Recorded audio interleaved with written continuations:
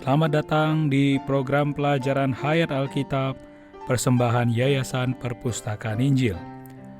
Saudara Witness Lee adalah seorang hamba Tuhan yang telah melayani selama lebih dari 7 dekade.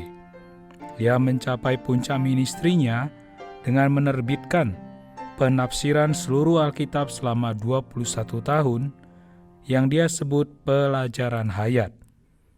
Pelajaran hayat inilah yang menjadi dasar bagi program kita hari ini dan mencakup sebagian dari berita yang disampaikan oleh saudara Witness Lee. Sekarang, marilah kita bergabung dengan program hari ini. Kita perlu dilindungi untuk kepentingan Allah, tujuan Allah, yang adalah roman ilahi itu.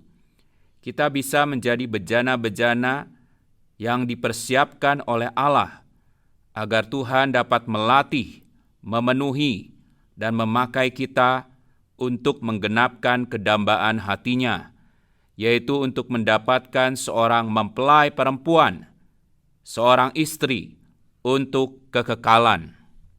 Selamat datang di pelajaran Hayat Alkitab bersama saudara Witness Lee.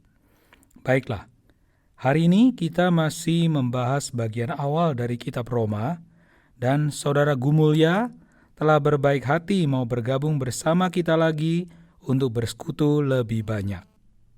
Itu karena Anda telah berbaik hati untuk mengundang saya kembali ke sini. Terima kasih. Baiklah, saya pasti akan mengundang saudara Gumulya lagi di program-program yang akan datang. Amin.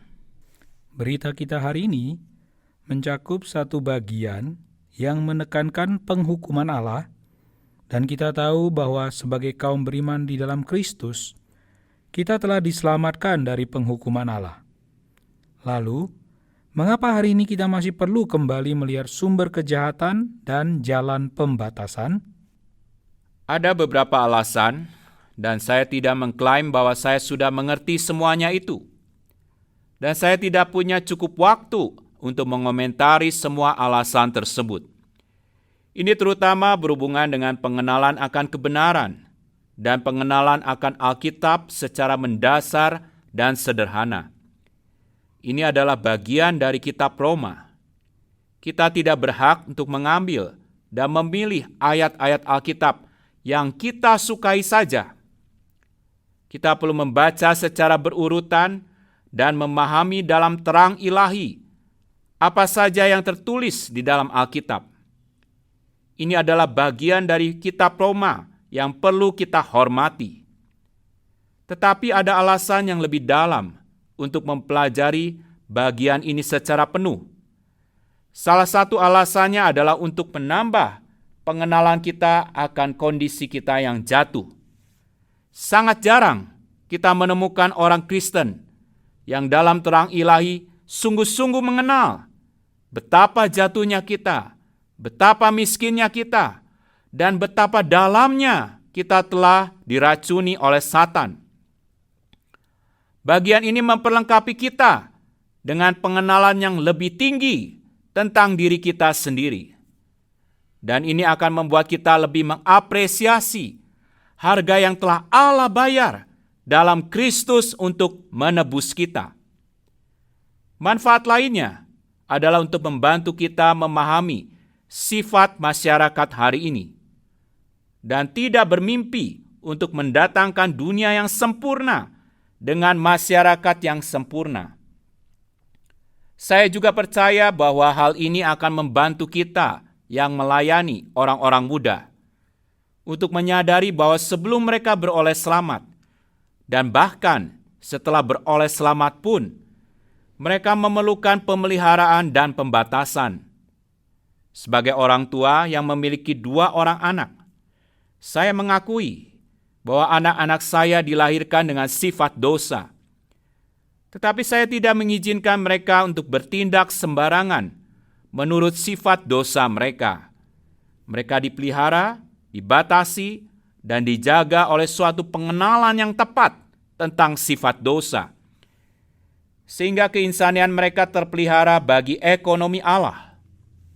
Kita juga perlu mengenal Allah dalam bagian ini, bahwa Dia adalah Allah yang benar. Dia telah menghakimi dosa, Dia menghakimi kejahatan, dan Dia berharap agar kita setuju dengannya dalam penghakimannya yang benar itu.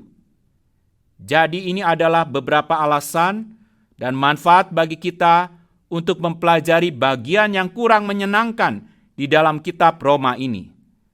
Tetapi ini adalah bagian dari firman Allah yang dihembuskan oleh Allah dan penting untuk kita pahami menurut Allah. Terima kasih Saudara Gumulya. Mari kita bergabung bersama Saudara Witness Lee dengan bagian yang kurang menyenangkan, seperti yang Anda katakan tadi. Tetapi saya percaya mata kita akan terbuka dan diberkati. In this message, we will see Dalam berita ini, kita akan mempersekutukan sumber kejahatan yang ditunjukkan di dalam penghukuman terhadap seluruh umat manusia dan jalan pembatasan yang terlihat di dalam penghukuman terhadap orang-orang yang membenarkan dirinya sendiri. Unsur pertama sumber kejahatan ialah kelaliman yang menentang kebenaran. Apakah kebenaran itu? Kebenaran bukan hanya merupakan suatu doktrin atau pengetahuan. Kebenaran adalah suatu realitas yang solid dan bersubstansi. Dalam alam semesta ini ada realitas, dan realitas yang terutama adalah Allah sendiri. Mengatakan tidak ada Allah berarti mengatakan perkataan yang sia-sia dan bohong. Tetapi mengumumkan realitas Allah adalah mengatakan sesuatu yang solid, bersubstansi, sejati, dan benar. Allah itu real. Tidak ada seorang pun yang dapat menyangkal realitas Allah atau mengingkari keberadaan Allah, karena keberadaan Allah adalah suatu realitas. Tetapi sejak semula, manusia tidak menghormati realitas Allah, bahkan ingin menindasnya. Mereka sama sekali tidak menghiraukan realitas ini, menolak memegang realitas ini dengan sepatutnya. Mereka melawan kebenaran ini dengan kelaliman, menindasnya dengan perkara-perkara yang lalim. Inilah aspek yang paling mencolok dari sumber segala kejahatan. Kedua, meskipun manusia tahu ada Allah, namun mereka sering menguji dan mencobainya. Dan akhirnya mereka dengan sengaja memutuskan tidak mau mengenal Dia. Mereka merasa tidak perlu mengakui Allah. Ketiga, sejak zaman purba, manusia telah mengenal Allah, tetapi tidak memuliakan Dia sebagai Allah. Mereka tidak mengucap syukur kepadanya, tidak menyembah Dia, serta tidak melayani Dia. Keempat, manusia juga menggantikan Allah. Penggantian ini sangat menakutkan, karena Allah itu kemuliaan dan realitas alam semesta ini. Bila Allah terekspresikan, itulah mulia. Menggantikan Allah berarti meninggalkan Dia dan menukarnya dengan yang lain. Manusia menggantikan Allah dengan berhala-berhala. Allah itu mulia, sedang berhala-berhala itu sia-sia. Jika kita memperhatikan keempat unsur sumber kejahatan ini, niscaya kita akan nampak bahwa semuanya ini membentuk asal-usul setiap macam kejahatan dan dosa. Sekarang kita lihat akibat meninggalkan Allah. Akibat pertama dari meninggalkan Allah adalah ditinggalkan Allah. Jika Anda meninggalkan Allah, itu berarti Anda memaksa Allah meninggalkan Anda. Jika Anda melepaskan Allah, berarti Anda memaksa Allah untuk melepaskan Anda. Keadaan ini paling menyedihkan. Dibiarkan oleh Allah adalah keadaan yang paling mengerikan. Ketika seseorang meninggalkan Allah, ia memaksa Allah meninggalkannya juga. Dan orang itu pasti jatuh ke dalam kecemaran dan terus-menerus terlibat dalam perkara cemar. Kedua, Allah menyerahkan mereka kepada hawa nafsu yang tidak wajar, hawa nafsu yang memalukan. Ketiga, Allah menyerahkan mereka kepada pikiran-pikiran yang terkutuk. Jika Anda tidak mengindahkan pengenalan terhadap Allah, niscayalah Allah akan membiarkan Anda jatuh ke dalam pikiran-pikiran yang tidak diperkenan Allah. Ketika seseorang diserahkan Allah kepada kecemaran, hawa nafsu yang memalukan, dan pikiran-pikiran yang terkutuk, akibat selanjutnya adalah percabulan. Percabulan berarti melanggar prinsip pemerintahan dan prinsip pengaturan. Dalam ekonomi Allah, satu suami hanya untuk satu istri. Ini bukan sekadar ekonomi Allah, bahkan prinsip pemerintahan dan pengendalian Allah. Orang yang tidak dipedulikan Allah akan melakukan hampir setiap perkara yang melanggar prinsip ini, yaitu melanggar prinsip pengaturan tentang satu suami, satu istri. Akibatnya timbullah percabulan, kekalutan. Tatkala orang tidak mempedulikan Allah, maka ia menyerahkan mereka kepada percabulan. Setiap jenis kejahatan ditimbulkan dari percabulan ini. Dari sini dapat kita lihat, bila seseorang meninggalkan Allah, maka Allah akan menyerahkan orang itu kepada pengumbaran hawa nafsu, kacau balau, dan segala angan-angan jahat. Saudara Gumulya, ini adalah perkataan yang cukup berat dan terus terang. Bila kita melihat dari firman Allah mengenai sumber kejahatan umat manusia, perkataan ini adalah penjelasan yang akurat akan situasi hari ini. Seperti yang telah Anda sebutkan pada bagian pembukaan tentang menjadi orang tua. Dan saya tahu, sebagai orang tua, tampaknya zaman sekarang ini lebih buruk daripada apa yang kita hadapi dulu saat kita masih muda. Apakah zaman ini benar-benar menjadi lebih gelap, ataukah kesadaran kita tentang kegelapan yang semakin meningkat? Saya menyarankan kita mengganti kata "atau" menjadi "akhirnya". Zaman ini sebenarnya semakin bertambah gelap, namun kesadaran kita akan kegelapan juga semakin meningkat. Sekarang saya akan berbicara kepada pendengar yang lebih muda. Memang, bagi orang-orang yang lebih tua, khususnya orang-orang yang usianya di atas 50 tahun, seringkali meratapi keadaan generasi zaman ini. Terus terang, kami tidak berbicara dari sudut pandang alami dan tradisional. Alkitab sendiri menubuatkan bahwa kita sedang mendekati akhir zaman. Bahkan pelanggaran hukum dan kejahatan akan meningkat. Tuhan berkata bahwa seperti halnya pada zaman Nuh, demikian juga halnya pada hari-hari kedatangan Anak Manusia. Para pembuat kejahatan akan semakin buruk dan semakin parah. Jadi kita mempunyai dasar untuk mengatakan bahwa zaman ini bertambah gelap. Dan kita mempunyai dasar untuk mengatakan bahwa kesadaran kita akan kegelapan semakin meningkat. Semakin kita diterangi oleh firman, semakin kita menyadari betapa rusaknya generasi sekarang ini. Saya akan mengatakan sesuatu yang khusus. Banyak pemberita firman yang setia memberitahu orang-orang bahwa mereka perlu diselamatkan secara kekal dari penghakiman Allah yang benar. Tentu saja ini adalah hal yang utama. Namun hari ini, ada berapa banyak orang yang berbicara seperti Petrus di dalam Kisah Para Rasul pasal 2 tentang diselamatkan dari generasi ini. Di dalam Efesus pasal 2, Paulus mengatakan bahwa orang-orang kudus itu adalah terang. Mereka bersinar di tengah-tengah generasi yang bengkok dan sesat ini. Satu fakta yang menyedihkan, bahwa banyak orang Kristen yang merasa cukup hanya dengan menerima Injil untuk menyelamatkan mereka secara kekal. Tetapi mereka tidak diselamatkan dari generasi ini. Mereka lebih senang menjadi bagian dari generasi ini tetapi kita semua perlu diperingatkan oleh Alkitab, bahkan belajar dari kisah Nuh, bahwa akan ada penghakiman atas generasi ini.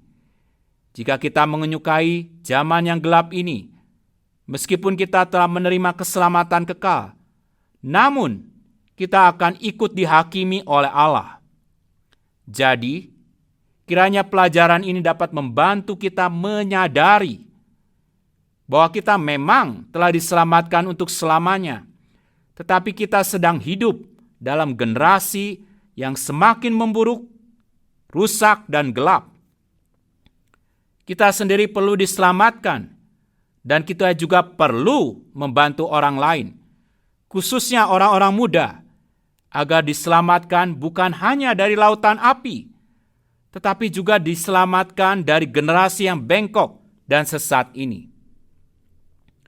Sebagai hamba Tuhan, saya memohon kepada Tuhan. Saya berteriak untuk perkara ini. Kita perlu diselamatkan dari dunia, dari arus dunia, dari kegelapan dunia, sehingga hidup kita di zaman ini akan memberikan kontribusi yang real dan signifikan untuk menggenapkan tujuan kekal Allah.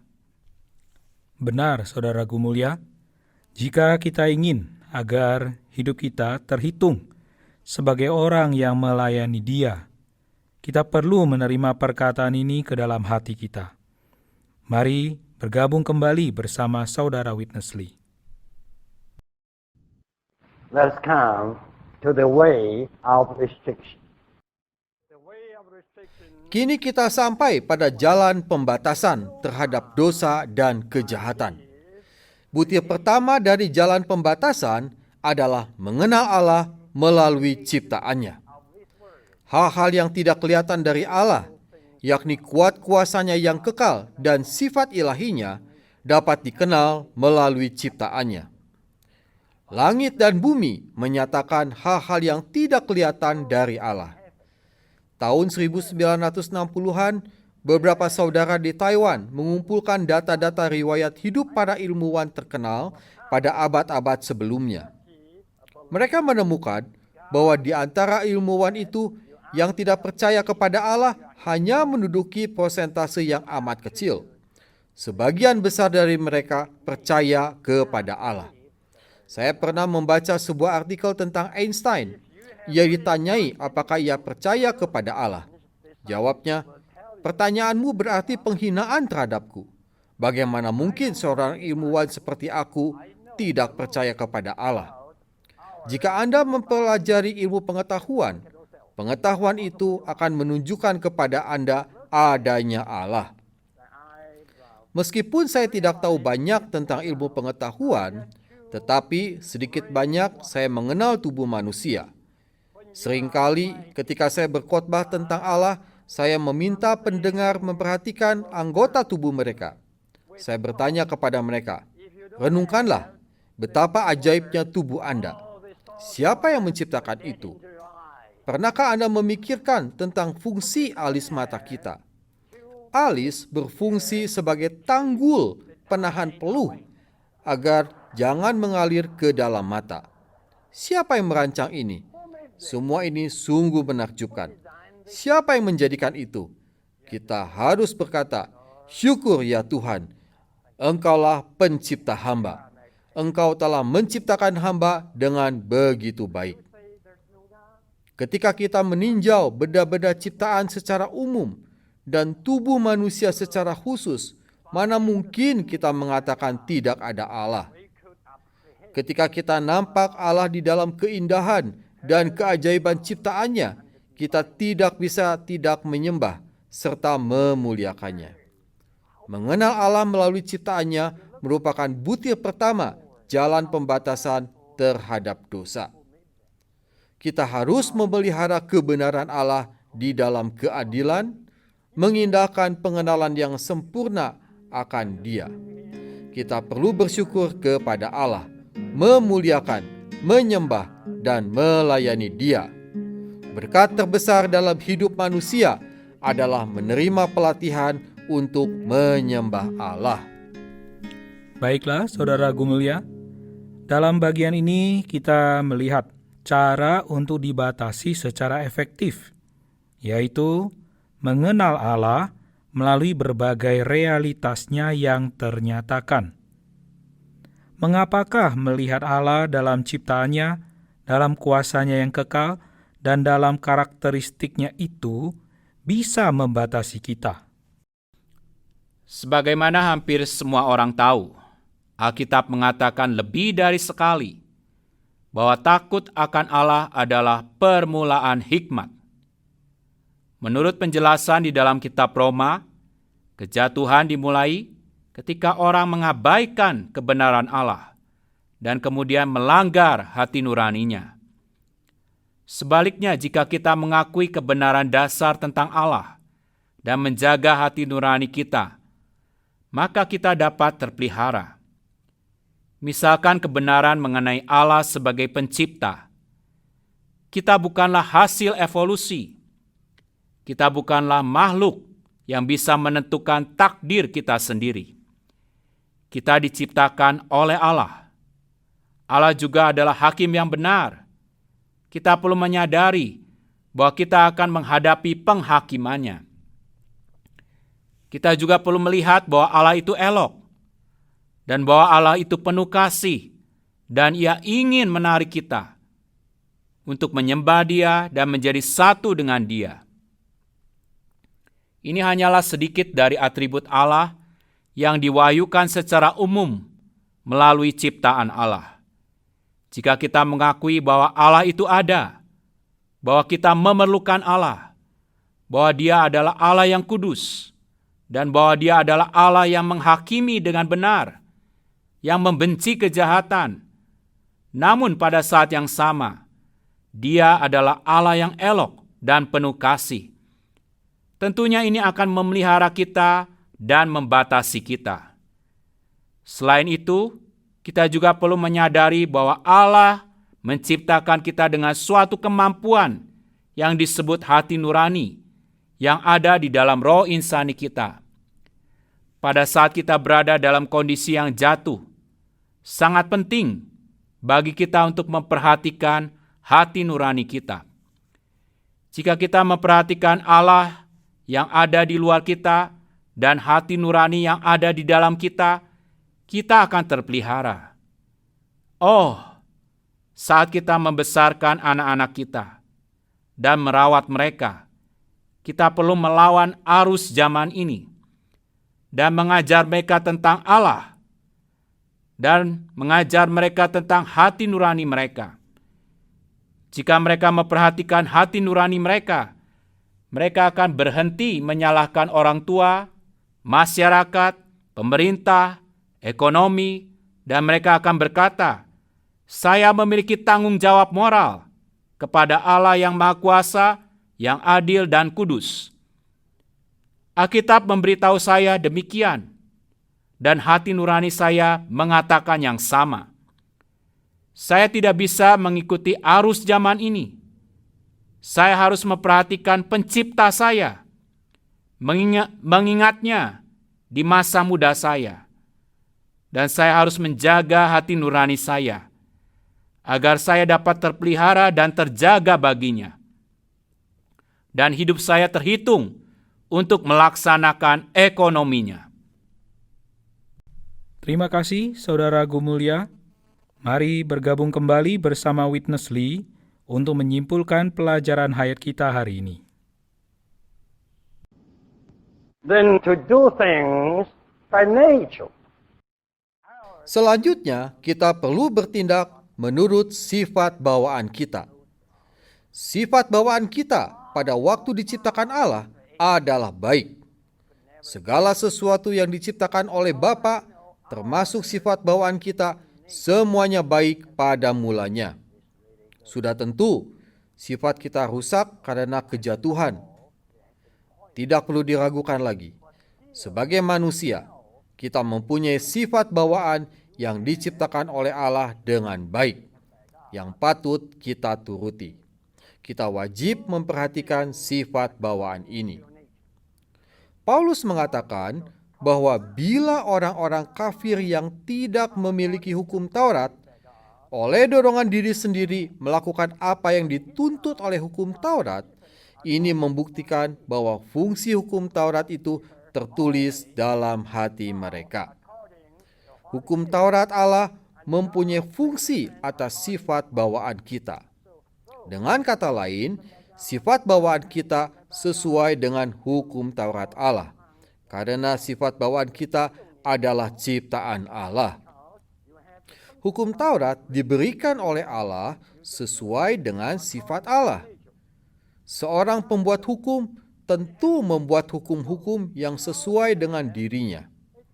Allah menciptakan manusia menurut hakiki dirinya.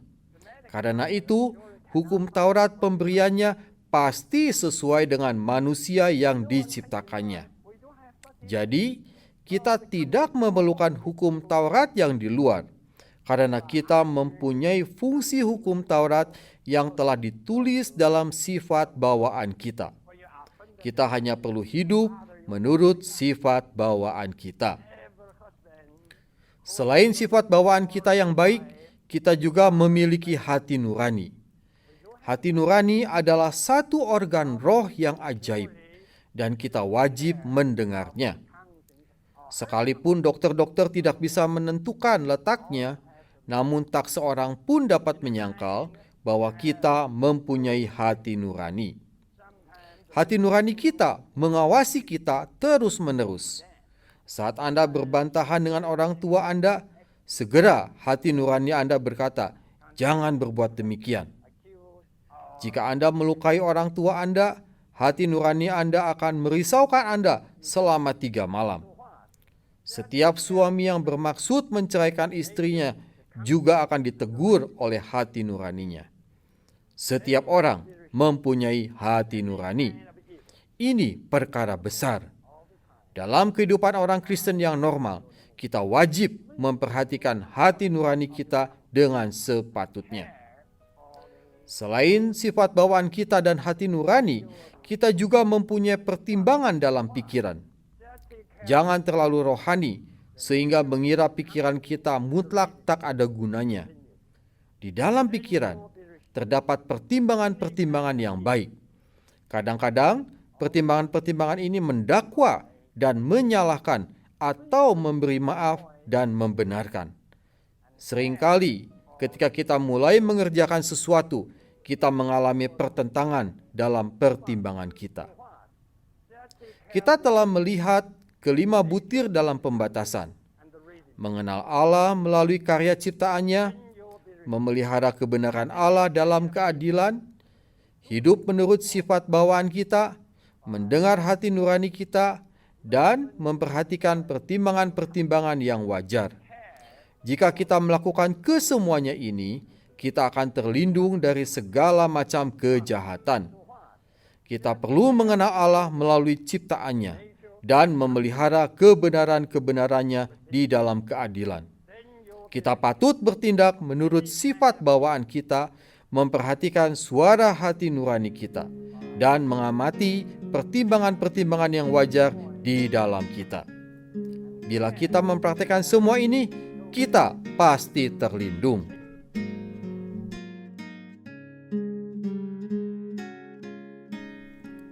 Saudara Gumulya, perkataan hari ini adalah tentang dipelihara, dibatasi, dan dilindungi.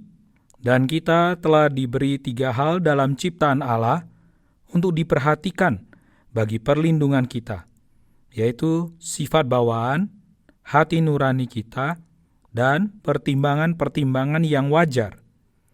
Tapi kita tahu bahwa keselamatan adalah melalui percaya ke dalam Dia secara batiniah. Lalu, mengapa kita membutuhkan faktor-faktor yang luaran itu untuk melindungi kita? Mengenai hal ini, saya ingin menyampaikan satu hal. Yang dilindungi dan dipelihara adalah manusia lahiriah kita. Satan tahu bahwa dia tidak dapat secara langsung menyerang Allah.